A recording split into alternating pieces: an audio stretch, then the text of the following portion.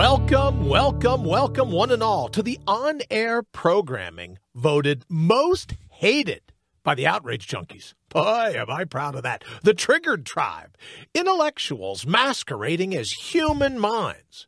If the social justice warriors could burn a show, this would be one they'd throw on the top of the fire heap. Buckle up. It's Brian. I'm in, and very glad you joined us for today's ride. So what do you say? Let's get ready to mortal up. Welcome to episode now 482 of the Brian Brawdy Show. We're doing something a little special, Friday night fights. And maybe this becomes, I don't know, we'll have to see. Maybe this becomes something that we do every Friday night. I don't know. We'll kick it around here in our big staff meeting. See what comes of it. But as always, whether we come off in the morning or we come off in the evening, we are always poised to make this your 20-minute victory. And we joke all the time about who built the net. We don't want to be the ones that break it. But just as importantly, remember, this 20 minutes is designed so that you can mortal up. And then we go and get your magic. And that's kind of the theme of tonight's show, in a way, is that the magic is in you. When we talk about go and getting your magic, it's more, and we'll get to this in a bit, but it's more of an archaeological dig, more of an excavation, if you will. We touched on it briefly a few mornings ago, and then I was doing an interview yesterday or the day before, and this was the one thing that they kind of locked onto, so I thought maybe we could look at that a little bit tonight and use that is something that can help you right now. So if you give me 1/72 of your day, you give me a 20-minute victory, as we like to call them, and we're going to figure out together how you can go and get your magic back out. So why don't we jump right into it tonight so that everyone can take advantage of it. Welcome to your audio vitamin, or as we like to call it around here, sound bites that you can wash down with your first cup of coffee. Well, this evening it would be you wash it down with your first happy hour drink for, what you do when you get ready to wind down for the evening, since we're not doing the morning show. But in any event, let me just say that there's nothing to get. You see all these people, and they're always sitting in front of a book. And I know I used to do it too, because I had a library, right? Sitting in front of these books. Oh, you got to get more books. Got to get more reading. Got to get more this, get more that. And I'm here to tell you that in and of itself is more of the self-help industry tactics. In case you're not familiar with the acronym, let's work it out together. Self-help industry tactics of the motivation industrial complex. Because there's nothing for you to get, but there's plenty of stuff for you to get rid of. You don't have enough time to get the things that everyone wants to sell you. You don't have time for that. What you need to do is get rid of all the crap that's been piled on you since you were born.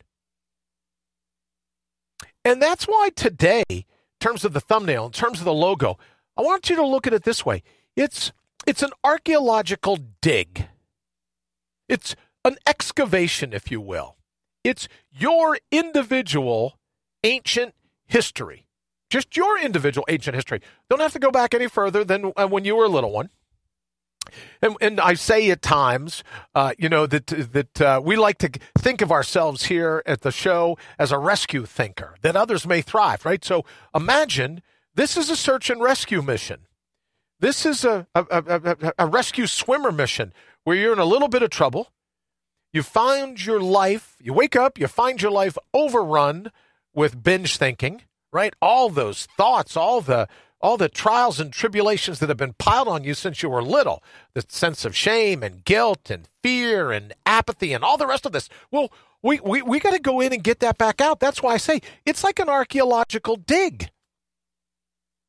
It's like an excavation. Like if I had a picture of a jackhammer, I would have put that up there. But what it's designed to do, when we talk about mortal up and we talk about the breathing that goes along with it and some of the visualization that goes along with it. Now, I'm not saying visualize yourself driving a Lamborghini. Somebody said that to me one time. Oh, just visualize yourself driving a Lamborghini. Maybe see if you could get a picture standing alongside of someone else's Lamborghini, right? And then you put it on your refrigerator, and every morning you look at it. Oh, please. You see these people, I want to give you a tour of my house, and it's like an Olympic swimming pool in their backyard. It's not their house, right? So all I'm trying to say is there's nothing left for you to get, that you were born with all the natural resources. You came, maybe not pre-assembled, but the batteries were definitely included when you were born. When we talk about your authentic vigor, right? When we talk about the marrow of your very minds, and as we close most of our audio vitamins, and I should say, if you haven't had a chance yet to stop on over to mortalup.com, please do so. Don't forget to subscribe on our YouTube page, because even this show, as you know now, everything is going to go through our YouTube page, because we were just busy broadcasting live to everywhere. And it's like, we don't want to break the internet. We'll do the show. We'll broadcast it to one entity, and then everyone else can get links to go there. But you can still head on over to Mortal Up. You can sign up for the audio vitamins. Quick hit, 60 seconds. You're in, you're out. Gives you an idea of how to reframe your mind for the day. You can nominate the Low Life's Making Headlines. You can nominate the Mortal Up. I saw today there was an Australian mayor that was fined for breaking his own curfew, breaking his own stay-at-home order. But the mayor of Chicago, Mayor Lightfoot, that's right, thought you'd get me to say lightweight, but I didn't. I didn't say lightweight. I said Mayor Lightfoot said, well, it's important I look my best on camera. I'm the spokesperson for the city of Chicago, so of course I went to the hairdresser. All righty then. Well, there's that. No fine for the mayor of the Windy City. All right, so head on over. You can nominate your No Life Making Headlines, nominate your contestant for Mortal Up, or your winner, who you want to be winner for Mortal Up. That person that just, right, is into the archaeological dig. That person that knows what the excavation is like. That person that knows that this is a rescue mission. And that they've done the very best to go in and get their great out. Those are the people we're talking about. And, of course, you can head on over to mortalup.com and nominate them as well. All right, so back to the interview that we did and why I think this is news you can use. The visualization, if you will, and I do it every night. I mean, be honest. Are you ever thrilled to fall asleep at night? I mean, I know you're beat. You've been doing things all day long. Your head hits the pillow. Are you ever just thrilled? I'm thrilled because I get to do this one thing. Same reason. When I get up in the morning, well, two things actually. I know what you're thinking, but that's not it. When I get up, well, it could be, but that's not it in this particular case right here. All right, well, that all said. So, two things that I do before I fall asleep when I get up in the morning. One, my meditation of thank you. Thank you, thank you, thank you. Gratitude without a target. Thank whoever you like. But an overwhelming sense of gratitude that bubbles up to such a degree that once you practice this a couple times, you find yourself smiling. People that happen by while you're falling asleep or while you're sitting there waking up in the morning go, what are you smiling about? And it just comes to your face. You can't help it. It's like, right? Like a traffic accident. You're driving 80 miles an hour down the highway. You have to look, right? You can't look away. It's like a deer in the headlights. Well, that's what people say when they go, what are you smiling about? You can't help it. You just smile when you cultivate that sense of gratitude for everything that's come before and everything that will confront you as you move forward to battle fate. Then the second thing, other than the mantra, thank you, thank you, thank you, as I'm doing, you remember the breathing. Breathe in, use your lungs like you mean it, full, belly full. 7 seconds. I call it 7 seconds to the parasympathetic. It just simply means that if you can time your inhale, I like to time mine for 7 seconds. 7 seconds on the inhale. Make sure that diaphragm opens all the way up. Your stomach opens all the way up. Remember, we had the bellows. I don't know where it is now, but you remember the bellows. 7 seconds to draw in a breath. Hold it for 7 seconds. Then you slowly exhale it out, contracting the muscles of your abdominal. Pull them all in. And then hold that for 7 seconds. So again, my 7 seconds to the parasympathetic, that part of your immune system that goes, oh, everything's cool. Everything's groovy, right? Hey, we're the monkeys. Remember that? So everything's groovy. We're just going to kind of 7 seconds to the parasympathetic. So you have those two things. But now the most important part, other than the gratitude and other than the breathing, which I kind of do as a one, the most important part is this. Now just stick with me. I like to go backwards in my mind. Back. And I think, okay, how far back can I remember? Oh, I remember this when I was 6, and this when I was 5, and this when I was 4, and I remember this the day President Kennedy was assassinated. And I keep going back. And then in my mind, as you know, especially, well, if you have amnesia, there's sometimes I can't go back very far at all. But, right, in your mind, you get to a point where you can't see any vision. But you start to cultivate a sense that you're going back. You're going back. You're going back. What it must have been like right as you were born, the second that you were born, and you go back, you go back, you go back. And as I said in the interview, I view human beings as a collapse of the wave function. Whether it's the Holy Spirit, Holly, or the Holy Spirit, Wholly, God or gravity, right? A petri dish, right? Or the priest, right? You've heard me say before, whether you walked off the savannas of Africa or we were evicted from the Garden of Eden, whatever it is important to you, right? Same entity, the wave, whether that's the breath that breathes across the waters, that's the Spirit of God, the Ruach, R-U-A-H, the Ruach. In the Old Testament, Jewish Bible, they don't probably like being called the Old Testament. Jewish Bible, that Ruach, that wind blowing across, or it's the wind, the vibrational field of the wave itself, a nanosecond after you come from that wave, after there's a collapse, right? The wave's just moving along, and that collapses you, the collapse of the wave function. Some scientists will call it collapse of the state vector. But from that moment on, the moment of the collapse, look at all that crap that's been added to you, right? You had to be corralled. You had to be commandeered. You had to be socialized. You had to be educated. Now, I'm not saying that this is necessarily a bad thing.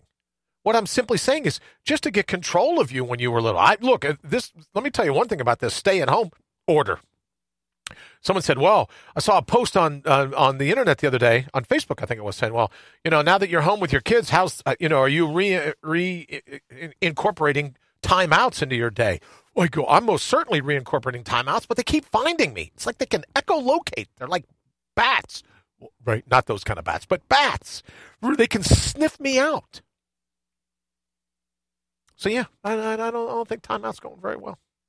But here's what we do. From that moment on, we look at all the things that were done to put us in timeout, all the things that were done to corral us, right? The philosophical timeouts that you and I were subject to as little kids. Well, there's a residue that's left. There's a fingerprint that's left. So then we get to certain ages, and all that's already inculcated, right? It's already on us. We're already carrying baggage. We're already bellmen or bellwomen, right? We're already a bellhop. Maybe that's a better way to put it. Does that cover both men and women? If I say bellhop, we're already a bellhop. Ding, ding. Come and get my luggage. We're busy carrying everyone else's baggage. Now, I'm not saying they didn't do the best they could. I'm just not a negative critique about anyone's parents. I'm just saying in an attempt to corral you, to make sure that you weren't running out in traffic playing kickball and having a pair of scissors in your hand, right? They did what they needed to do to corral you, but you get to a point where all this stuff is piled on you. So when we talk about the archaeological dig, when we talk about what it means that there's nothing left to get and everything to get rid of, this exercise allows us to go back to that very instant at the collapse of the wave function and then look at everything that's been added to us since then. Now, obviously, you continue to do your breathing and the like, but I like to picture just falling backwards, and getting to that point where I can go, oh, yeah, there was barely anything attached to me. We said to it, I think the other morning we talked about lop seed and stick seed. Or, as I learned, when you climb around in the mountains out in the West, you can climb around, do some of that low crawl, and you come out with ticks all over you. Whatever it is. Right? Whatever everyone else's philosophical baggage is about how you should behave, how you should be. If you have an upbringing like I did, my mom used to say, well, do as I say, not as I do. Well, and to me, she'd also say, remember, you'll never get too old for me to put you over my knee. But we'll get to that some other point. Right? So that's the baggage we're talking about. That's the excavation that you and I need out of. And when we mortal up, we get to go back to that very beginning and go, all right, great. I get it. I understand it. Things were done in order just to get me to this point. Now I'd like to go back and retrofit, right? When you talk about reverse engineering, this is the point of the mortal up process where you go in and you're able to reverse engineer. You go, I got to here. Okay, back, almost walking down the stairs, falling out of like jumping out of an airplane with a chute. Right? You just keep falling back to that nanosecond after the collapse of the wave function, which is you. what do you got? You have the wave. You're a crystallized portion of the wave. So when we talk about Mortal Up and how it is, and what is it? I think, I forget his name, and I apologize, but he says that you're the spark of the universe itself. Well, think about that. Scientists tell us now they study, all the different things that go to make up a human body. It's like an exploding sun from somewhere in the universe way back when. All the ingredients that go to make up you, or large percentages of the ingredients that go to make up you, come from an exploding sun in the universe. And all I'm suggesting is that when you get back to that energy and you're grateful for being that collapse of the wave function, I've said this before, when you thank Mother Nature, Mother Nature looks out for ways to thank you. Now, the divine, in whatever definition you give it, it's been my experience that the universe tends to sit up and go, wait a minute, I think she's on to something. She's thanking us for everything that happened. She has a sense of gratitude for what it means to be a collapse of the wave function. And I think the universe then, what's that quote? Goethe, I think, is quoting the guy from the Himalayan expedition. But he says, the moment one commits, all providence moves too. And I think what providence is saying is that you really can't commit until you know who you are. And once you commit and you're thankful and you commit and go, man, I am so glad to have been and continue to be a collapse of the wave function. I'll go back to the wave soon enough. I get that. We all die, right? I'll go back to the wave soon enough. But I'm so thrilled and so grateful and so thankful to be right here now as a collapse of the wave function. It's my estimation that Providence then looks at you and goes, well, he gets it. She's on top of the game. She gets it. So now we're going to go ahead and dovetail with him or her. And it's not all that, what do they call it, manifesting, or what is it, Don't Get Burned. What's her book? The lady, you know what I'm talking about, Secrets, whatever it is, right? But what's the secret? There's nothing to materialize. It's just you. It's an excavation. And when you remove all the crap, when you remove all the baggage, when you remove all the things that tend to water down your wherewithal, the marrow of your very mind, what's Yoda say in Star Wars? You must unlearn what you have learned. Well, that's all this is. So that each night and each morning, I get to wake up and I get to fall asleep going backwards, and kind of like stripping myself of all the baggage that's been thrown on me over all these years. And then what do you have left?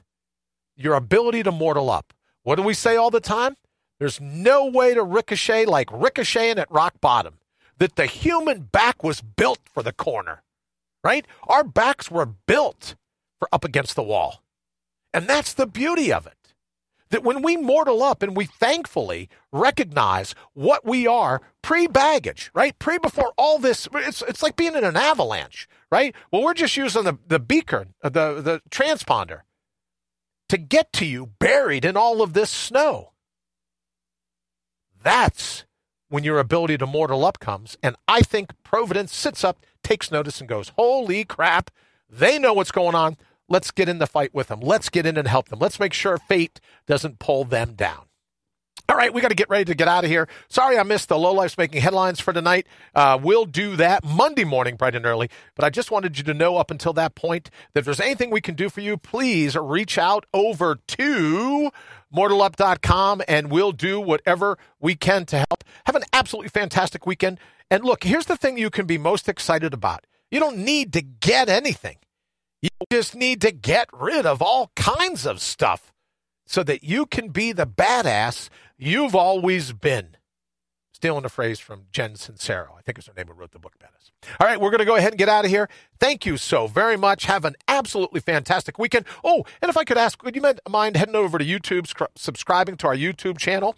That would be a big help, as far as I understand. That would be a big help for us, and we hope a big help for you as well. All right, we're out of here. Have a fantastic weekend. Be safe. Be well. Look up, stand up, bring your own bold and mortal up, because there's never been a better time to do that archaeological dig and to be you.